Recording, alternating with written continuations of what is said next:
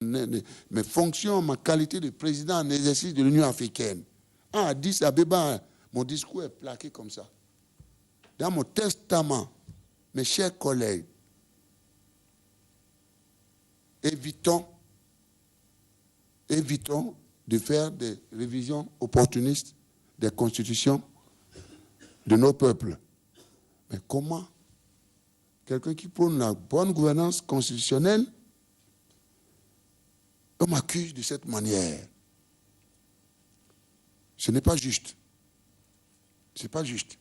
Le quotidien des Béninois me préoccupe énormément. Mais les gens disent qu'il y a un fossé entre les amendements là et le quotidien des Béninois. C'est faux. C'est lié, c'est les jumeaux. C'est l'un qui détermine l'autre. L'un détermine l'autre. C'est tout ce que si on arrive à faire ça, nous allons faire un pas de plus dans notre lutte contre la corruption. Donc un pas de plus pour avoir plus de ressources pour faire des écoles gratuites, les routes gratuites, l'accès à l'eau gratuite, pour vous faire soigner gratuitement, vous faire les hôpitaux gratuitement. Nous sommes capables de le faire, mes chers parents. On vient vous dire que le Bénin est dernier. C'est faux. Le taux de pauvreté dans notre sous-région, si on prend lui et moi les 8 pays, le Bénin est le pays où le taux est le plus faible. Le revenu par habitant, en 2006, il y avait à peine $400. Aujourd'hui, on est à près de $800. Pourtant, en 2006, nous étions 5 millions de Béninois. Aujourd'hui, on est 10 millions de Béninois. Quelque part, il y a un effort de collecte de ressources internes. Il y a un effort. Je ne dis pas que tout a été fait. Il y a un effort. Lequel effort a attiré quelques ressources extérieures. Ce qui nous a permis de faire porter le revenu par tête d'habitant par an de $500 ou de $400 à $800. Un effort a été fait. Ce n'est pas nous qui forgeons les statistiques. C'est la communauté internationale qui a dit ça.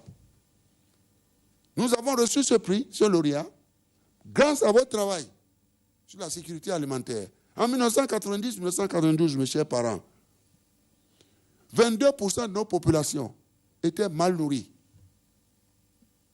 Mal nourries. Et sous-alimentées. Et il est prévu qu'en 2015, ce taux revienne de 22% à 11%. En 2015, nous sommes en 2013, on est à 8%. On est à 8%.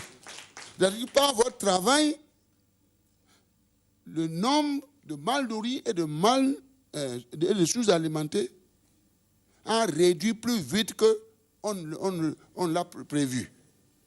Donc, quelque part, quelque chose est fait. C'est le monde qui nous pose problème aujourd'hui.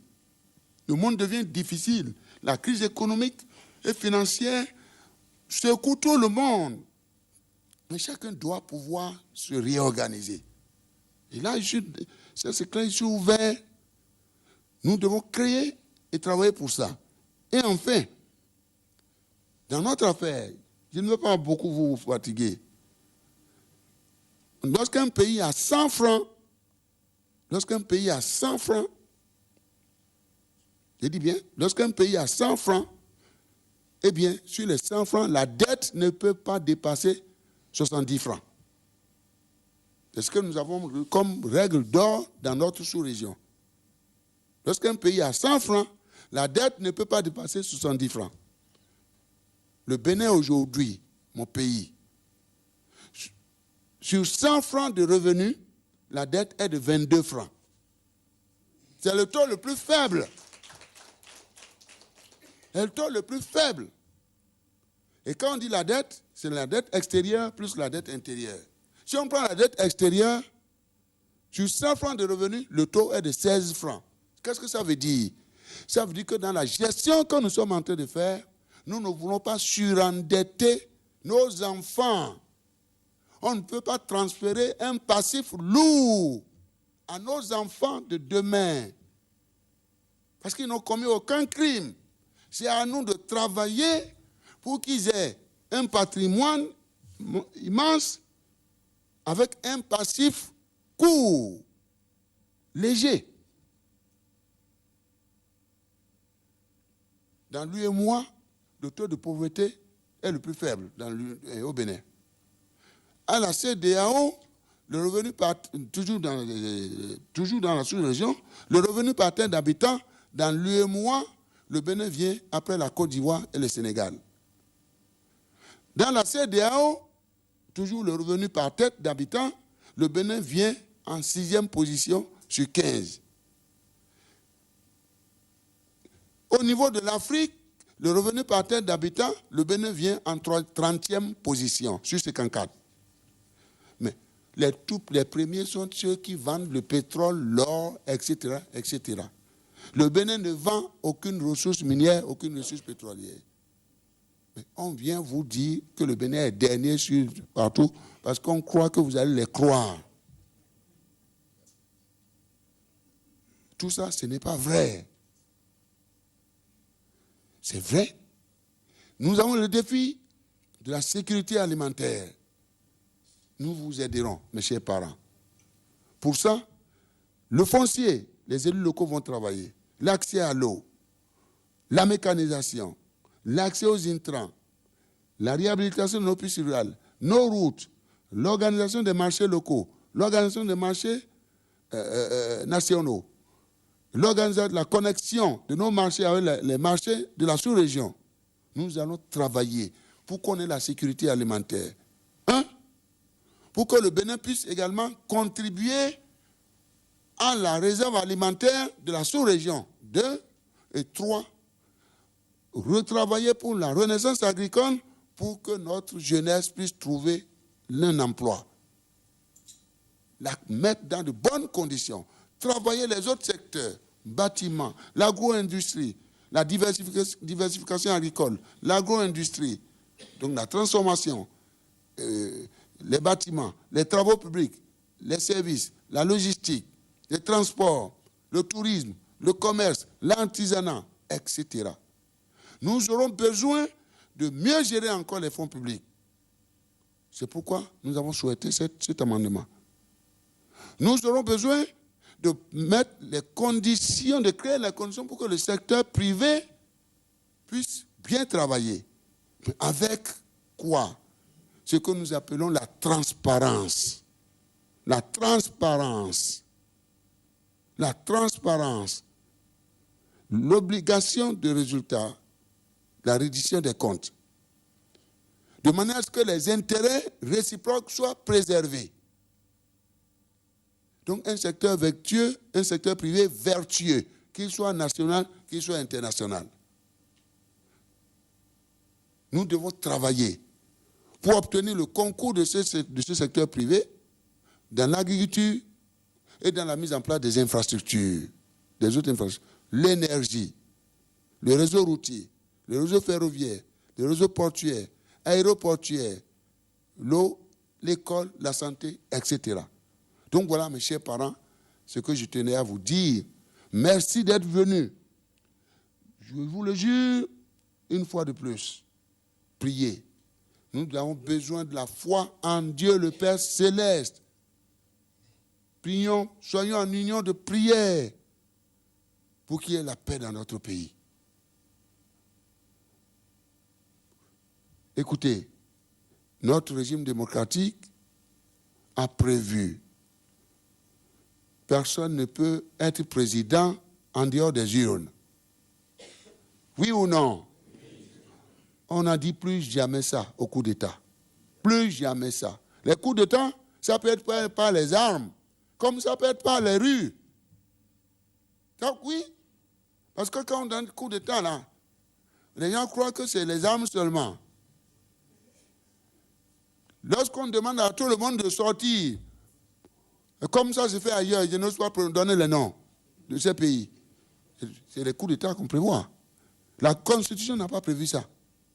C'est par les urnes. Celui qui est élu, on n'a qu'à le laisser travailler.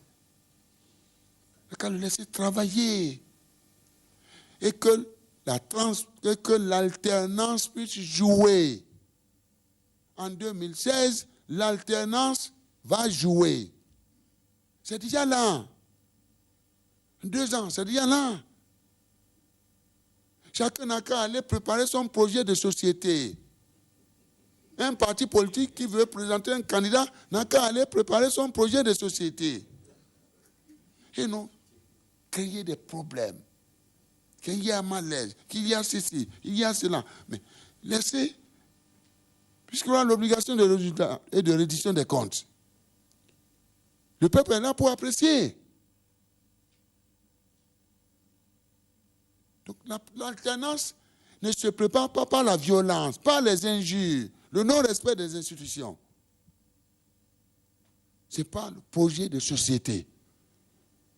Je rappelle enfin que l'alternance se fera en 2016, le 6 avril 2016 à minuit, avec la grâce de Dieu le Père Céleste.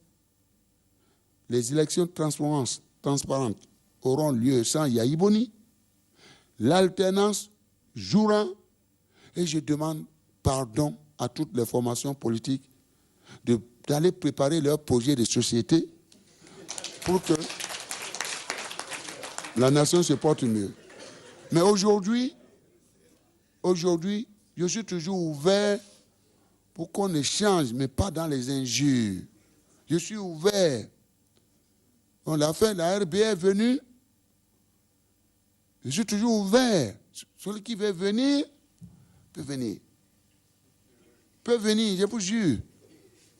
Celui qui veut venir, peut venir. Pour qu'on travaille ensemble. Celui qui décide de m'insulter,